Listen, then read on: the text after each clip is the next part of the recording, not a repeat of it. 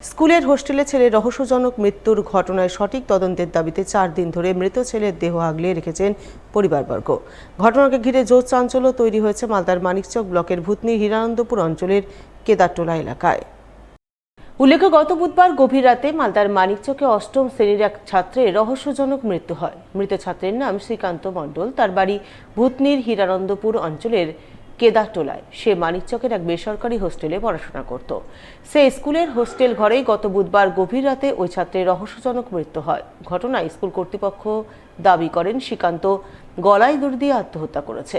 যদিও সেই দাবি মানতে নারাজ পরিবারবর্গ। তাদের অভিযোগ, শ্রীকান্তকে কোনো বিষয় নিয়ে স্কুলে মারধর করা হয়েছে। সেই মারধরের জেরে ভয়ে সে আত্মহত্যা করতে বাধ্য হয়েছে বা তাকে মারধর করে দেহ ফাঁসিতে ঝুলিয়ে দেওয়া হয়েছে।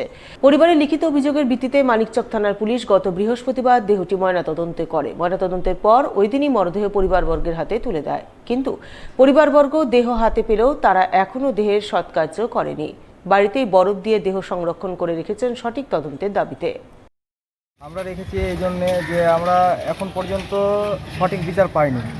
আর আমরা এসেছিলাম আজকে আইসি স্যারের কাছে, স্যারকে অভিযোগ জানানো হয়েছে। স্যার বলেছে অবশ্যই তার উচিত বিচার দিবে, আর আমরা চাই যে সঠিক বিচারটাই হোক। আর হেডমাস্টার যিনি রয়েছেন তাকে অ্যারেস্ট করা হোক, শাস্তি দেওয়া হোক, উচিত শাস্তি দেওয়া হোক, যাতে এর মতো আর স্বপ্নও কেউ না ভাবতে পারে। সন্দেহ এটাই যে ছেলের ওপরে অনেক অত্যাচার করেছে, তাকে মারধর করেছে। এটা আমি না, সবাই বলছে যে ওকে মারধর করা হয়েছে, সে কারণেই মৃত্যু হয়েছে। ওকে এমনভাবে মারধর করা হয়েছে, ও আর কাউকে বলতে পারেনি ভয়ে। এখন পর্যন্ত কাউকে গ্রেপ্তার বা কিছু না, এখন পর্যন্ত করেনি বলেই আমরা এতটা ক্ষুব্ধ হয়ে আছি। এই খবর পেয়ে মৃত ছাত্রের বাড়ি যান মানিকচকের সিপিএম নেতৃত্ব। তারা প্রথমে পরিবারবর্গের সান্ত্বনা সমবেদনা জানান। পরে পরিবারবর্গের মুখ থেকে গোটা ঘটনা শোনেন এবং পরিবারের দাবি অনুযায়ী দ্রুত ময়নাতদন্তের রিপোর্ট পেশের দাবি জানান সিপিএম নেতা দেবজ্যোতি সিনহা। এখন দেহটাকে তার পরিবার, গ্রামবাসীরা এখনও অন্ত্যেষ্টিক্রিয়া করেননি। প্রায় আজকে 4 দিন হয়ে গেল। তো প্রশাসনের কাছে গেছে, এফআইআর টিট হয়েছে। প্রশাসন বলেছে যে আমরা ধারা দিয়েছি, মার্ডার কেসের এগুলো করেছি। আমাদের বক্তব্য পরিষ্কার, যখন হ্যাঙ্গিং অবস্থায় পাওয়া গেল তাহলে স্কুল কর্তৃপক্ষ এই দায়িত্ব নিল কেন তাকে খুলে নিয়ে গিয়ে হাসপাতালে নিয়ে যাওয়া? প্রশাসন এটা করতো, তার পরিবারের লোকদের ডাকতো। একটা তরতাজা ছেলে, একমাত্র ছেলে প্রেমলাল বাবু, কেন? তাহলে এইটার উপর ভিত্তি করে তো পুলিশ অ্যাকশন নিতে পারে। দ্বিতীয় বক্তব্য হচ্ছে যে পোস্টমর্টেম রিপোর্ট এখনো পর্যন্ত পাচ্ছে না। একটা আবেগ জড়িয়ে আছে, বাবা মার কষ্ট আছে, তার সন্তান চলে এলো, চেষ্টা করলেও তো ফিরে আসবে না। এত বড় অ্যাডমিনিস্ট্রেশন, ডিএম আছেন, এসপি আছেন, বিডিও আছেন, তাদেরকে রোল নাই পোস্টমর্টেম রিপোর্টটা দেয়া? যদি এর সমাধান সোমবার না হয় তাহলে আমরাও কিন্তু আন্দোলনে নামব এবং পরিবার যা চাইবে, গ্রামবাসীরা যা চাইবে, তাদের পক্ষে আমরা। রবিবার সাত সকালে ভয়াবহ পথ দুর্ঘটনা ঘটল মালদার সুজাপুর মধুঘাট এলাকায়। পাথর বোঝায় নিয়ন্ত্রণহীন এক ডাম্পার ভাগীরথী নদীর ব্রিজের রেলিং ভেঙে পড়ে গেল নদীতে। ঘটনায় গুরুতর আহত হলেন ডাম্পারের চালক ও খালাসি। স্থানীয়দের মুখ থেকে জানা গেছে, এদিন খুব সকালের দিকে কালিয়াচকের দিক থেকে পাথর বোঝা একটি ডাম্পার 12 নম্বর জাতীয় সড়ক ধরে মালদার দিকে যাচ্ছিল।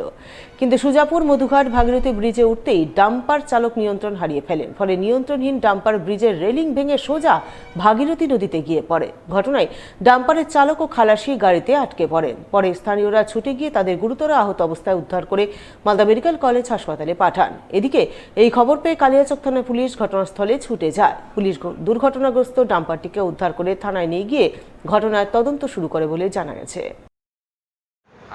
আমাদের গ্রামটা খুব এখানে কাছেই রোড থেকে, তো যখন জোরে আওয়াজ পেলাম একটা যে হ্যাঁ কোনো একটা ঘটনা ঘটলো, সবাই ওখান থেকে ছুটে আসলাম। গ্রাম থেকে এসে দেখছি যে এখানে গাড়ি পড়ে আছে এবং 2 জন ছিল ভিতরেই, ড্রাইভার খালাসি। তো খালাসি বের হয়ে গেছিলো, তারপর আমরা সবাই মিলে এই সহযোগিতা করে ওকে বের করা হলো ড্রাইভারটাকে। শোকের পরব মহরমের দিনে ভয়াবহ অগ্নিকাণ্ডের ঘটনা ঘটল মালদার চাঁচলের শীতলপুর গ্রামে। গ্যাস সিলিন্ডার ফেটে ভয়াবহ অগ্নিকাণ্ডের ঘটনায় সর্বশান্ত হলেন চারটি পরিবারের সদস্যরা।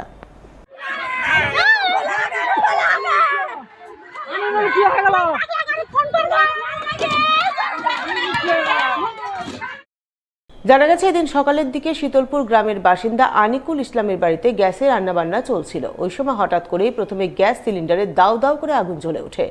সঙ্গে সঙ্গে পরিবারের সদস্যরা ভয়ে বাড়ির বাইরে বেরিয়ে যান। আর ঠিক তখনই বিকট শব্দে গ্যাস সিলিন্ডার ফেটে আগুন আশপাশের কয়েকটি বাড়িতে ছড়িয়ে পড়ে। মুহূর্তের মধ্যে 4টি পরিবারের ঘরবাড়ি আগুনে পুড়ে ছারখার হয়ে যায়। পরে চাঁচল থেকে দমকলের ইঞ্জিন গিয়ে আগুন নিয়ন্ত্রণে আনে। তবে আগুন নিয়ন্ত্রণে আসলেও ক্ষতিগ্রস্ত পরিবারের সদস্যরা কার্যত সর্বশান্ত হয়ে পড়েন।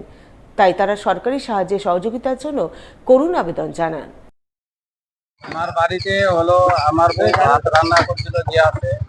আমি মাঠে ছিলাম, চিৎকার শুনে আমি মাঠ থেকে আসলাম। এসে দেখছি আমি বউটাকে না টানলে আমার বউটাও জ্বলে যাচ্ছে। ঘরে সোনা ছিল 12-9 জন, টাকা ছিল 50,000, সেটিও জ্বলে গেছে। আমাদের ঘরে একটাই ঘর ছিল, আর কেউ কিছু নাই। আমাদের একটাই ঘরে সব কিছু থাকে, আধার কার্ড, ভোটার কার্ড, যত যাবতীয় জিনিস, দলিল মূলে যা যাবতীয় ছিল সব কিছু আমার ঘরে ছাই হয়ে গেছে। এখন আমি আপনাদেরকে অনুরোধ করছি, সরকারকে অনুরোধ করছি যে যদি আপনারা কিছু সাহায্য করেন তো আমাদের বাঁচার মতো হবে, নাহলে তো আমাদেরকে যেখানে সেখানে পড়ে থাকতে হবে না।